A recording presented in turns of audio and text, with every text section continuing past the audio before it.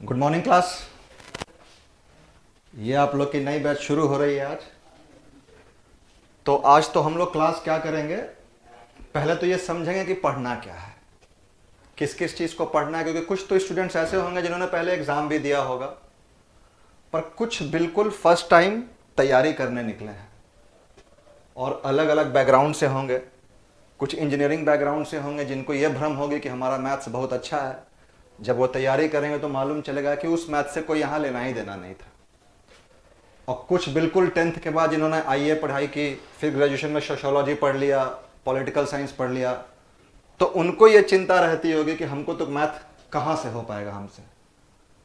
तो उनको भी ये बात समझनी पड़ेगी कि कोई मैथमेटिक्स नाम की चीज़ ही नहीं है।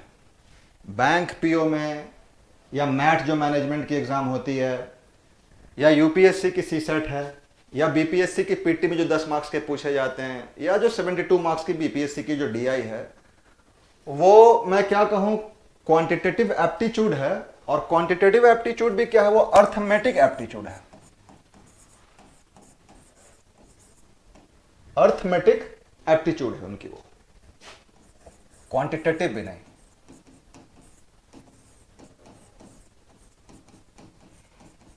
तो इसलिए यह आप लोग को बिल्कुल सोचना ही नहीं है कि बहुत डिफिकल्ट कोई मैथमेटिक्स इसमें पूछी जाती है। और रीजनिंग तो सबके लिए नया है, वो भी एप्टीट्यूड ही है। आपकी दिमाग कितनी चलती है, कितने चीज़ों को आप समझ सकते हैं और कहाँ से शुरू करना है, यह आपको एग्जाम में, क्योंकि एग्जाम में कुछ भी नया पूछ देगा, वहां पे आपका दिमाग उस दिन काम नहीं करेगा। 90s के दौर में जब पहली बार इनपुट आउटपुट के क्वेश्चंस पूछे गए थे रीजनिंग में, कि एक कंप्यूटर लैंग्वेज में ऐसे कोड लिखा गया, तो कई लोगों ने इसलिए छोड़ दिया और बाहर आकर कह रहे हैं कि वो तो कंप्यूटर का क्वेश्चन पूछ दिया, लैंग्वेज का क्वेश्चन।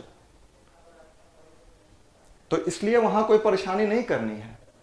तैयारी इतनी सटीक रहनी चाहिए कि आप जाएं तो आपकी इतनी प्रैक्टिस हो चुकी है कि आप जाएं वहां पर आपसे बन जाए। तो पढ़ना क्या है, बेसिकली कमर्शियल अर्थमेटिक रहती है।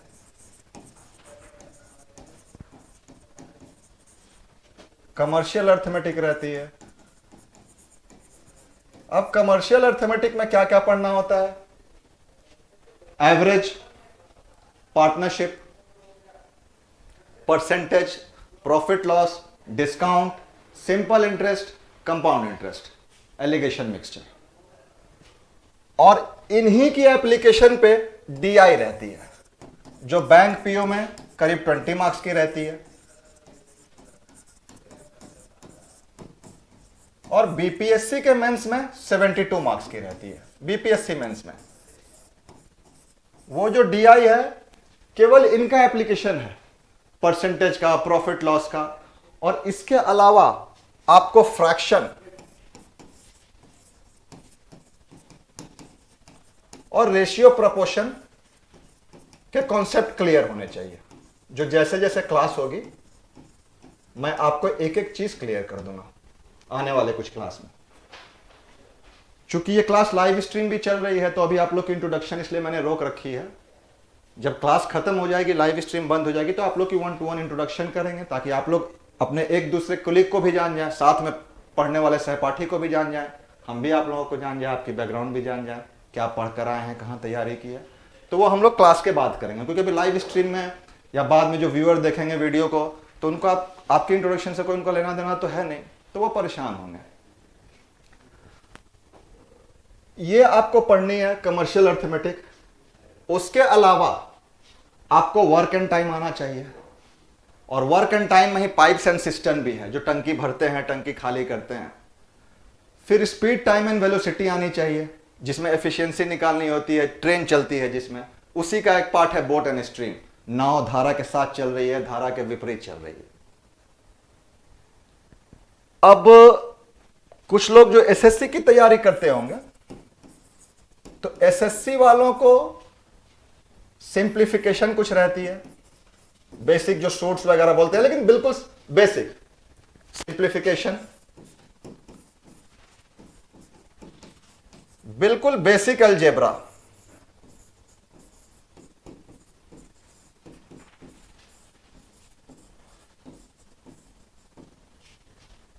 और कुछ लोग अगर कैट की तैयारी कर रहे होंगे तो कैट में जो ये सब पोर्शन रहता है वो तो ऐसा ही रहता है, यही सब चैप्टर्स रहते हैं, थोड़ी डिफिकल्टी लेवल बढ़ जाती है। तो जो जनरल वाली बैच खत्म होगी तो उनको 2 महीना एक्स्ट्रा फिर उनकी क्लास होगी, उनका इस तरह से ही एग्रीमेंट रहता है। तो उनकी डिफिकल्टी लेवल थोड़ी बढ़ जाती है और उसके अलावा उनको नंबर सिस्टम बहुत अच्छे से पढ़ना होता है, नंबर सिस्टम बहुत अच्छे से पढ़ना होता है और उनको जियोमेट्री भी पढ़नी होती है। तो उनको थोड़ी सी ज्ञान अर्जित करनी पड़ेगी, पर यह वही ज्ञान है जो अर्जित किसी भी समय की जा सकती है, किस उम्र के किसी भी पड़ाव पे, किसी भी बैकग्राउंड वाले ये सब ज्ञान को अर्जित कर सकते हैं।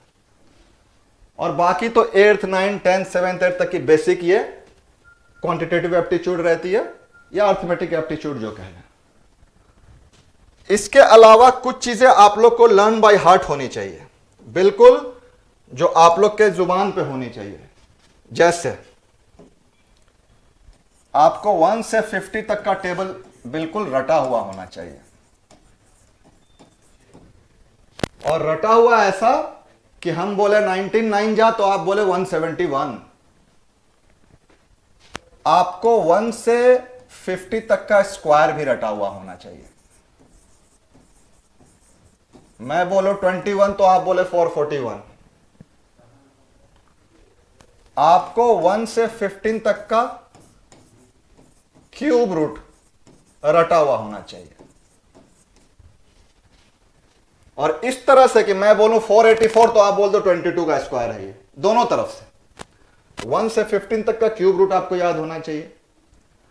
जो पावर्स होते हैं 2 पर पावर 3, 2 पर पावर 4, तो ये आपको 1 से लेकर के 5 तक, 1 से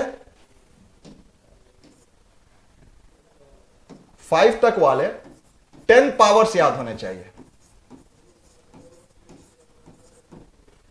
और 6 से लेकर के 10 तक 5 पावर याद होने चाहिए। फिर वही बात है, मैं बोलूं 3 पर पावर 4 तो आप बोल दिए 81। इतने चीज आपको याद होने चाहिए। इसके अलावा और आपको क्या, आप बुक में देखेंगे सब कुछ दिया हुआ है, तो आप याद वहीं से कर लीजिएगा। ये नहीं कि बनाना पड़ेगा आपको कि मैं पहले टेबल निकालूं, स्क्वायर निकालूं, तो आप वो याद कर लेंगे। इसके अलावा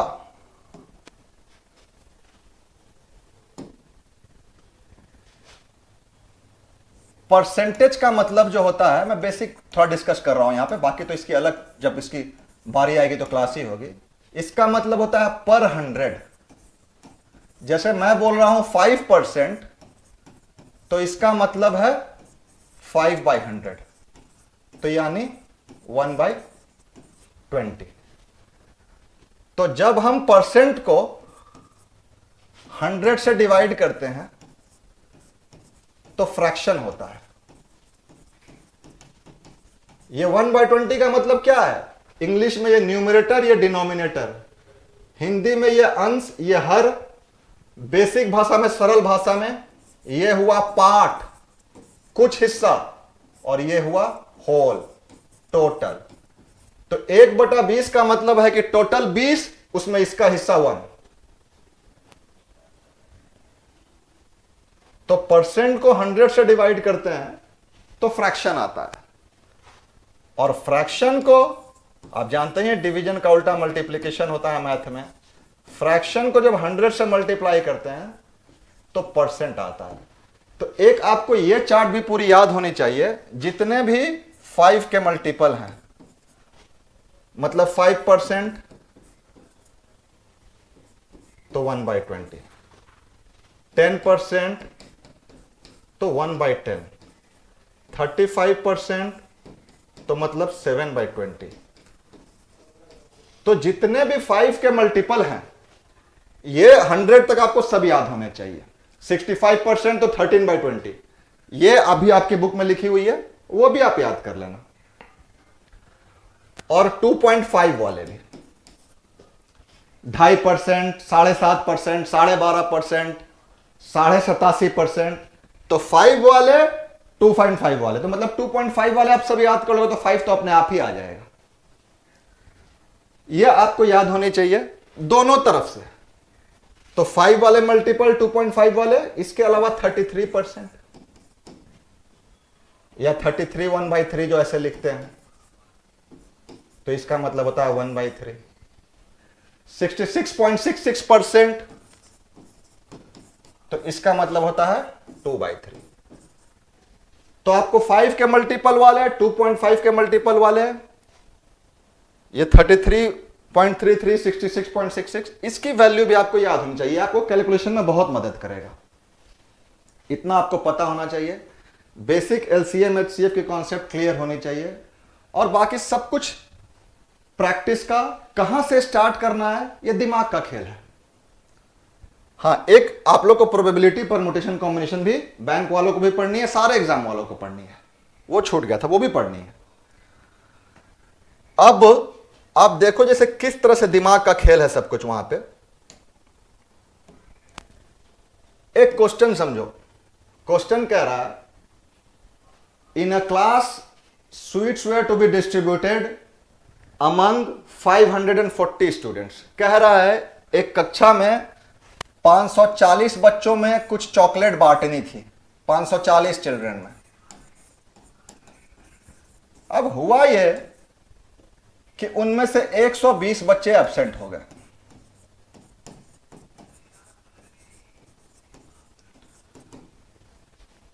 एक 120 बच्चे एब्सेंट हो गए, तो जो प्रेजेंट हुए उन सबको जो मिलना चाहिए था उससे 4-4 अधिक चॉकलेट मिल गया।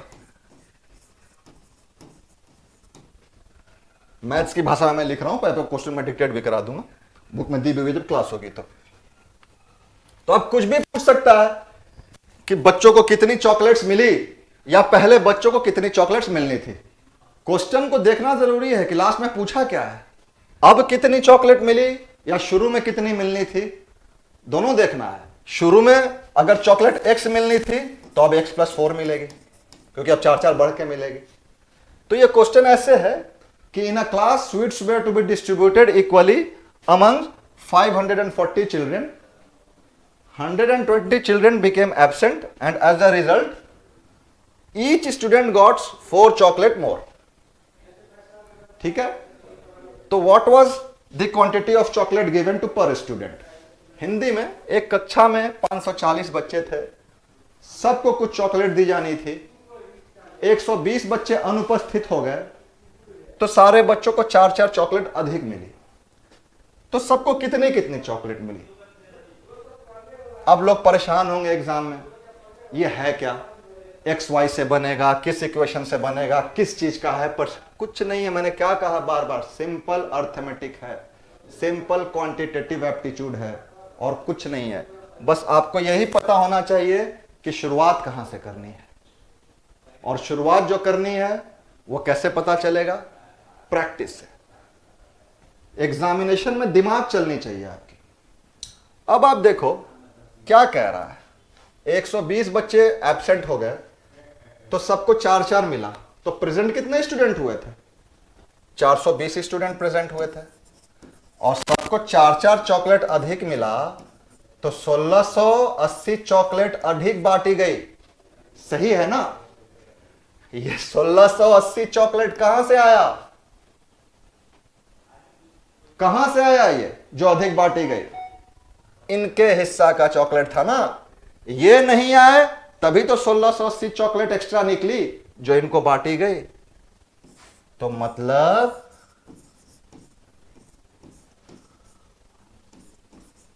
हर बच्चे के लिए 14-14 चॉकलेट रखी गई थी। 120 बच्चे के लिए 1680 चॉकलेट रखी गई थी, तो हर बच्चे के लिए 14-14 चॉकलेट रखी गई थी। अब पूछा है कितनी कितनी बांटी गई, तो 14-14 रखी गई थी और 4-4 भर के बांटी गई, तो सबको 18-18 चॉकलेट बांटी गई।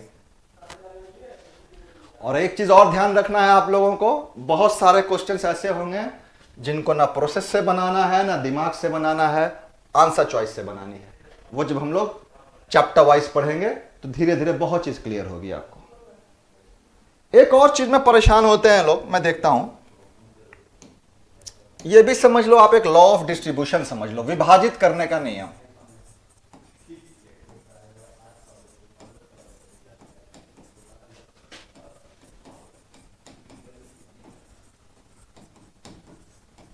एक विभाजित करने का नियम। अब इस तरह से क्वेश्चन, ये आपको पार्टनरशिप में भी बहुत काम आएगा, ये वाला कॉन्सेप्ट हर जगह काम आएगा। अब इस तरह से क्वेश्चन रहते हैं कि ए और बी में 90 रुपए बांटने थे। ए और बी में 90 रुपए बांटने थे। ए को बी से 14 रुपया अधिक मिलना था, तो किसको कितना मिलना था? ये सिंपल कॉन्सेप्ट से स्टार्ट किया है, खाली कॉन्सेप्ट बिल्डिंग के। ये आपको पार्टनरशिप और एवरेज ये सब चैप्टर में बहुत काम आएगा। तो आप परेशान होते हो कि ए को x मानो, बी को x मानो, ए को x प्लस 14 मानो, x plus x plus 14 is equal to 90। इधर उधर इक्वेशन घुमाओ। तो जो आर्ट्स बैकग्राउंड वाले हैं, हिस्ट्री, पॉलिटिकल साइंस, वो तो ऐसे ही कहेंगे कि नहीं हमसे तो नहीं होगा। वहीं पे वो पहले ही क्लास में कहेंगे सर छोड़ दीजिए, लगता है गलत जगह आ गए।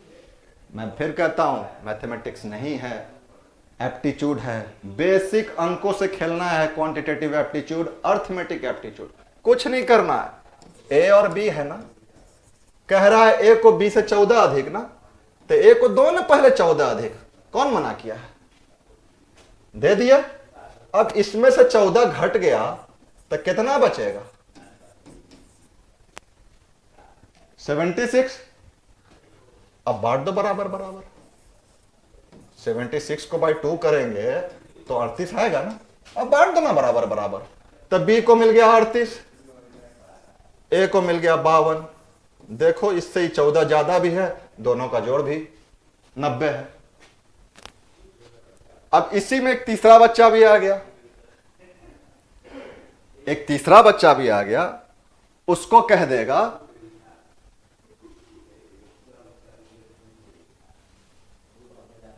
3 आ गए इसमें। चलो क्लीन करके फिर से समझते हैं। अब कह रहा है ए प्लस बी प्लस सी को 100 रुपया बांटना है, जिसमें ए को बी से 20 ज्यादा, ए को बी से 20 ज्यादा और बी को सी से 10 ज्यादा। तो किसको कितना? वही प्रोसेस है, एक आदमी बढ़ जाने से प्रोसेस नहीं बदलती है। ए बी सी, ये तो मालूम चल रहा है ना कि सबसे ज्यादा ए को मिल रहा है, काहे कि ए को बी से ज्यादा मिल रहा है और बी को सी से ज्यादा। तो ए को पहले 20 दे दो, बी और सी को कुछ नहीं। अब बी को सी से 10 ज्यादा है तो दे दो। ध्यान बस यही रखना है कि बी को 10 मिलेगा तो ए को भी 10 मिलेगा, क्योंकि एक बी से 20 ज्यादा है। तो 20 एक बार अगर ये 20 से ज्यादा हो गया तो 20 ज्यादा रहने के लिए जब जब 20 बी को जो मिलेगा वो ए को भी मिलेगा, तभी वो 20 ज्यादा रहेगा। तो हम लोगों ने 40 बांट दिया। अब बता कितना? 60। तो अब 20-20 बांट दो ना तीनों को। इसको 50, इसको 30, इसको 20। देखो इसको इससे 10 ज्यादा, इसको इससे 20 ज्यादा, तीनों का टोटल 100। कहीं कोई समस्या नहीं थी। इसी तरह से दिमाग चलाना है। जो प्रैक्टिस है क्लास करके, बुक्स में जितने मेरे क्वेश्चन दिए हुए हैं मोर देन सफिशिएंट है। उसके बाद सेट बनाना, कॉन्सेप्ट यहां पे बिल्ड कर लो चैप्टर वाइज।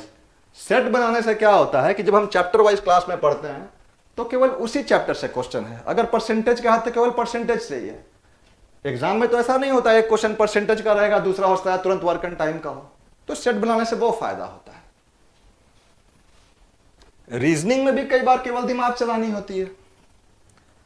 रीजनिंग में भी कई बार केवल दिमाग ही चलानी होती है और कुछ नहीं करना होता है। अब अभी मैं किसी एग्जाम का क्वेश्चन देख रहा था, रीजनिंग में था, हालांकि मैथ में भी होता तो कोई गलत नहीं होता, कि एक टंकी में पानी भरनी थी, पानी हर दिन पहले दिन का डबल हो जाता था। पानी हर दिन पहले दिन का प्रीवियस डे का डबल, प्रीवियस डे का डबल। इस तरह से पानी भरी जाती थी। 7 दिन के बाद वो टंकी आधी भर चुकी है। 7 दिन के बाद वो टंकी आधी भर चुकी है, तो अब उसको पूरी भरने में कितना समय लगेगा? ये क्वेश्चन था बिल्कुल। और लोग परेशान हो गए, बना रहे हैं पहले दिन से, let first day be x, second day 2x, third day 4x, इस तरह से परेशान हुए जा रहे हैं। हर दिन अगर पहले दिन का दुगना हो जा रहा है तो मतलब 100 टंकी की साइज है, तो 50 भर गया तो कितना में डबल पूरा भर जाएगा? 100 में। यही तो कह रहा है कि हर दिन प्रीवियस दिन का डबल हो जाता है, तो 7 दिन में 50 भर चुका है, तो अपने आप 8वां दिन ये 8th डे। बताओ इसमें क्या था? 2 सेकंड भी नहीं था, 2 सेकंड भी नहीं था। और लोग इसमें लेट फर्स्ट डे भी x, सेकेंड डे भी 2x, थर्ड डे भी 4x ऐसे कर रहे थे 7 दिन तक, उतना x करके इधर उधर, और अंतिम में कहे कि नहीं बना भी नहीं। इसी तरह से बैंक में तो नहीं, मैनेजमेंट में कई जगह एनालिटिकल रीजनिंग में इस तरह से भी पूछा जाता है कि आपको 4 ऑप्शन दे देगा, और कहेगा कि इसके ऑप्शन है ऑलवेज, नेवर, समटाइम्स, रेयरली।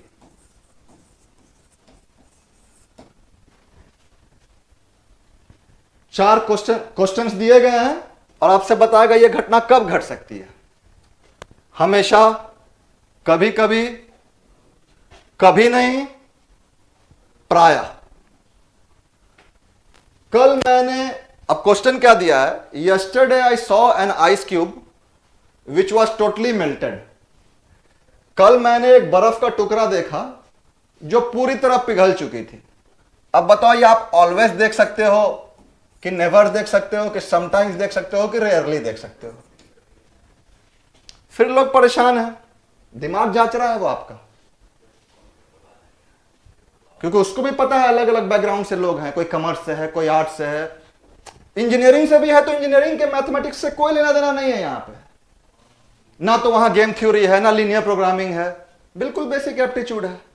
अब पूछ रहा है कि कल मैंने एक बर्फ का टुकड़ा देखा जो पूरी तरह से पिघल चुका था, क्या हम ऐसा ऑलवेज देख सकते हैं कि कभी नहीं देख सकते हैं, कि कभी कभी देखेंगे कि प्रायः देखेंगे? अब मैं आपको बता रहा हूं, ऐसा हम कभी नहीं देखेंगे। अब आपके दिमाग में आ रही होगी क्यों भाई, क्यों नहीं देखेंगे कभी भी ऐसा? तो ऐसा कभी भी इसलिए नहीं देखेंगे कि बर्फ का टुकड़ा अगर पूरी तरह से पिघल चुका था तो बर्फ नहीं था, वो वाटर था, पानी। तो ऐसा कोई भी बर्फ का टुकड़ा जो पूरी तरह से पिघल चुका था हम कभी देख ही नहीं पाएंगे, तो इसका आंसर नेवर होगा।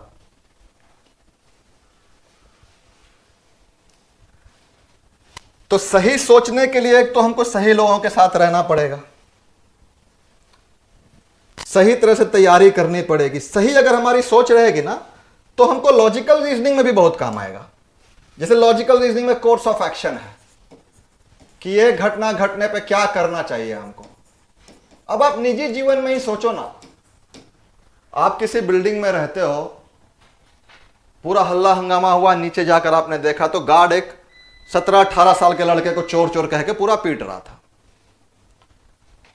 अब कुछ लोग ऐसे भी हैं जो उसको पीटने लगेंगे कि चोर आया चोर आया, पर यह सही कोर्स ऑफ एक्शन नहीं है। आप पहले समझने का प्रयास करो कि गार्ड को भ्रम तो नहीं हो गया है। हो सकता है वो चोरी ना कर रहा हो, गार्ड को भ्रम हो गया हो। आप यह भी समझने का प्रयास करो कि कहीं मानसिक रूप से विक्षिप्त तो नहीं है वो बच्चा, दिमाग तो उसका खराब नहीं है, तो फिर उसकी ट्रीटमेंट होगी ना कि पिटाई होगी उसकी। आप यह समझने का प्रयास करो कहीं उस बच्चे को क्लेप्टोमीनिया तो नहीं है। क्लेप्टोमीनिया में आदमी कोई सामान उठा लेता है। फिर आप देखो कि अगर चोरी भी की है तो उसने क्या चोरी किया है? 4 पीस अगर ब्रेड चुराई है यार, तो उसकी जरूरत थी, भूखा था, तो उसको पीट के आ रहा हो, घर ले जाकर खाना खिला दो यार, या एक ब्रेड खरीद कर दे दो। तो उसको पीटना कहीं से सही कोर्स ऑफ एक्शन नहीं है। तो आप सही दिशा में सोचेंगे, सही लोगों के साथ रहेंगे, हर तरह से काम आएगा आपको। इंग्लिश में मैं आपको बताता हूं क्या करना है, जो मैंने भी किया था। यह काम मैंने नौकरी लगने के बाद भी किया था। बेसिकली हमने 2002 और 2003 2 साल बहुत किया था यह काम। फिर 6 के बाद तो लाइफ बहुत ही बिजी हो गई थी, क्योंकि बड़ी ब्रांच हो गई थी, बहुत काम रहता था। तो 6 के बाद तो टाइम ही नहीं मिलता था। तो आपको जो मेरी इंग्लिश की बुक मिलेगी उसमें देखोगे मैंने डाला भी है। ये इंग्लिश सुधारने का सबसे अच्छा तरीका मैं आपको बताता हूं, जो आपको रीजनिंग में भी काम आएगा, आपके कॉन्फिडेंस को भी बढ़ाएगा, आपकी वर्ड पावर को बढ़ाएगा, रीडिंग पावर को बढ़ाएगा, आपकी समझने की शक्ति को बढ़ाएगा। कोई भी एक स्टैंडर्ड न्यूज़पेपर खरीदो आप, कोई भी आपको स्टैंडर्ड न्यूज़पेपर खरीदना है, और सही लोग के साथ जब मैं कहता हूं कि रहना है तो उनकी सही आदतें भी सीखनी है, टाइम की पंक्चुअलिटी सीखनी है, जिम्मेदारी क्या होती है वो सीखनी है। तो कोई भी एक स्टैंडर्ड न्यूज़पेपर खरीदो, उसको पढ़ो, डिक्शनरी लेकर बैठो। शुरू शुरू में बड़ी परेशानी होगी, क्योंकि इंग्लिश अगर एकदम वीक होगी तो काफी बिल्कुल मॉडरेट वाले वर्ड भी आपको डिफिकल्ट लगेंगे। कोई बात नहीं, शुरू शुरू में आपको 15-20 वर्ड मिलेंगे खतरनाक वाले, जो आप नहीं समझ रहे हो। आप उस वर्ड को देखो, एक रजिस्टर लो, रजिस्टर या डायरी मोटी सी अच्छे से बाइंड करा के, उस वर्ड को देखो, डिक्शनरी से उसकी मीनिंग देखो। वर्ड देखो, डिक्शनरी से मीनिंग देखो, उस वर्ड को उस रजिस्टर में लिख लो, उस वर्ड को उस रजिस्टर में लिख लो, डिक्शनरी में जैसे मीनिंग समझाया उस मीनिंग को भी लिख लो, और फिर लास्ट में जिस सेंटेंस में यूज किया है न्यूज़पेपर में, वो सेंटेंस पूरी तरह से वहां पे लिख लो। इससे आपकी इंग्लिश की यूजेज बहुत मजबूत हो जाएगी, आपके कॉम्प्रिहेंशन भी बनेंगे, आप अच्छे से बोल सकोगे। आपको ग्रामर भी कई बार एरर भी ढूंढने होंगे, तो आपको नहीं तो ऐसे यूज था, यही सही पैटर्न है। शुरू में आपको 20 वर्ड मिलेंगे, होते होते आप देखोगे कि बुक में 2000 के आसपास वर्ड हैं। तो ये 2000 के आसपास वर्ड हमको 2002 से 2003 में मिले थे न्यूज़पेपर में। ये जो क्वारंटाइन शब्द बहुत ज्यादा प्रचलित हो गया कोरोना के काल में, आप देखोगे कि मेरी बुक में जिक्र है उसका, क्वारंटाइन का 2002 में, क्योंकि दिल्ली में ऐसी कुछ घटना घटी थी, क्वारंटाइन किए गए थे लोग, शायद प्लेग का आउटब्रेक कुछ गुजरात ऐसा कुछ हुआ था, आप देखोगे उस सेंटेंस में। तो आप इसको पूरी तरह से, आपकी यूजेज बनेगी, रीडिंग हैबिट भी बनेगी। तो रीडिंग हैबिट बनेगी तो कुछ आप अच्छी चीज भी सीख जाओगे पेपर से, कॉम्प्रिहेंशन भी पढ़ पाओगे। और रीडिंग हैबिट का फायदा यह होता है कि जो इंग्लिश में कॉम्प्रिहेंशन हम पढ़ते हैं, तो अभी हम एक एक वर्ड करके पढ़ते हैं, अगर हमारी अंग्रेजी बड़ी वीक है तो। उस समय क्या होगा, हम एक बार में एक पूरा सेंटेंस पढ़ लेंगे। और फिर जब इंग्लिश स्ट्रांग हो जाएगी तो मार्क्स तो आएगा ही, कॉन्फिडेंस भी बढ़ेगी, स्मार्टनेस भी आएगी अंदर से। यह काम जरूर करना। मैं हर स्टूडेंट से कह रहा हूं, कोई एक standard newspaper, Hindustan times, times of India, जरूरी नहीं कि बिजनेस न्यूज़पेपर ही, कोई भी स्टैंडर्ड न्यूज़पेपर लो, ये वाला काम करो। डिक्शनरी लेके बैठो, रजिस्टर लो, उस वर्ड को लिखो, उस वर्ड की मीनिंग को लिखो। और आजकल इंग्लिश टू हिंदी डिक्शनरी भी आती है, तो चाहो तो हिंदी मीनिंग भी लिख लो उसकी, इंग्लिश भी हिंदी में, आप बुक में देखोगे मैंने हिंदी भी डाली है उसकी। और फिर जिस सेंटेंस में यूज है वो सेंटेंस को हूबहू वहीं पे लिख लो ऐसे। ये आपको इंग्लिश में बड़ा काम करेगा। और भ्रम से बचना है। जो लोग कहते हैं ना कि 75% पे हुआ कट ऑफ जाएगा 70, उस सब भ्रम से बचना है। भ्रम तो इस तरह का हो जाता है, मैं एक बार एग्जाम देने के लिए गया था, वहां पे एग्जामिनेशन सेंटर में मैं देख रहा हूं कि चश्मा लगा करके गर्ल्स ज्यादा, कुछ बॉयज भी लेकिन गर्ल्स ज्यादा, सेंटर के बाहर मोटी मोटी किताब मैथ की, रीजनिंग की पढ़ रही हैं, प्रैक्टिस कर रही हैं, और चश्मा भी लगा हुआ है। हम तो वहीं पर समझ गए कि हमारा तो कुछ हो नहीं सकता। ये लोग इतना पढ़ते हैं, पढ़ते पढ़ते इनको चश्मा लग गया, और हम घंटा 2 घंटा रोज पढ़ते हैं, कभी वो भी नहीं पढ़ते हैं। आज एग्जाम है, कल सिनेमा देख कर आए हैं, हमारा कहां होगा? चूंकि वो हमको भ्रम हो गया था कि एग्जाम के एग्जामिनेशन सेंटर पे जो लोग पढ़ रहे हैं बहुत डिलिजेंट स्टूडेंट हैं। नहीं, उनकी सही तैयारी ही नहीं हो पाई है, नर्वस भी हैं वो, तब उनको वहां पढ़ना पड़ रहा है। साल भर में तैयारी नहीं हो पाई तो आज यहां पे करके क्या कर लेंगे, वो मैं समझ नहीं पाया वहां पे। और जहां पे लोग बोलते थे ना लोग कि 70% में आएगा कट ऑफ, तो 50 कट ऑफ जाता था। तो इस भ्रम से भी बचना है। और एग्जामिनेशन के एक दिन पहले तो पढ़ना ही नहीं है। अगर कल एग्जाम है, अब तो चलो मोबाइल ओटीटी का जमाना है, हम अपने टाइम में अगर कल एग्जाम है तो आज हम पिक्चर देखते थे, एकदम मेरी ये रूटीन थी। आज हम पिक्चर देखेंगे, रात को 9 बजे सो जाएंगे, चैन से सोएंगे, तभी कल दिमाग एग्जामिनेशन सेंटर में चलेगा। जो हम कह रहे हैं ना कि दिमाग चलना जरूरी है, तो चैन से सोएंगे तभी कल एग्जामिनेशन सेंटर में दिमाग चलेगा। तो सो जाओ रात को जल्दी से, तब सुबह जाके एग्जाम दो, आराम से रहो। और एग्जामिनेशन सेंटर के अंदर भी परेशान नहीं होनी है।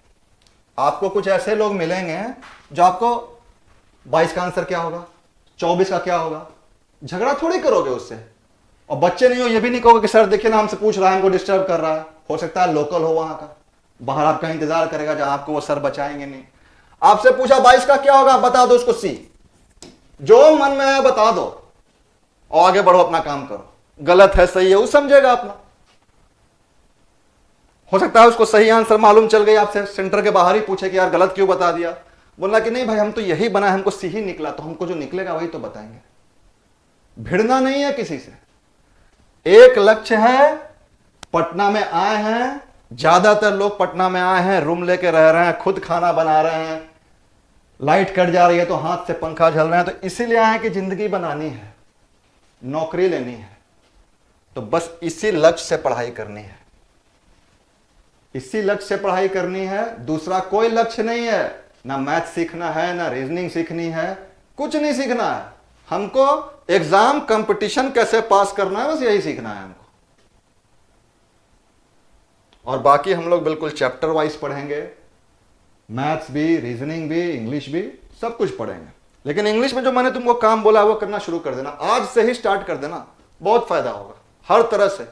लॉजिकल रीजनिंग में फायदा होगा, रीजनिंग के क्वेश्चन समझने में फायदे होंगे, जो कंक्लूजन बेस्ड रीजनिंग का क्वेश्चन आता है, या आर्ग्यूमेंट बेस्ड, कि स्ट्रॉन्ग आर्ग्यूमेंट, वीक आर्ग्यूमेंट, ये मजबूत तर्क है, ये कमजोर तर्क है, वो सब भी बहुत फायदा करेगा। और पढ़ोगे, रीडिंग हैबिट डालोगे तो कुछ सीखोगे भी, तो बहुत सारी ज्ञान भी बढ़ेगी। ये काम बिल्कुल स्टार्ट हो जाना चाहिए। और बिल्कुल प्रोसेस से मतलब नहीं है। कई बार तुम बनाओ क्वेश्चन, कोई पूछे कि कैसे बना दिया तुमको 18 आंसर कैसे आया, बोलना हम नहीं जानते हैं कैसे आया, ये तरीका है, इसको वहां गुना किया 18 आ गया, एक नंबर मिल जाएगा हमको एग्जाम में। जब तक नौकरी नहीं लग रही है, नौकरी से ही जुड़े हुए पढ़ाई को करनी है। अब हम लोग लाइव स्ट्रीम वालों से विदा लेंगे, क्लास के सब आप लोग के इंट्रोडक्शन लेंगे, फिर चैप्टर वाइज क्लास कल स्टार्ट करेंगे। Thank you. लाइव स्ट्रीम से हम लोग अब हट रहे हैं।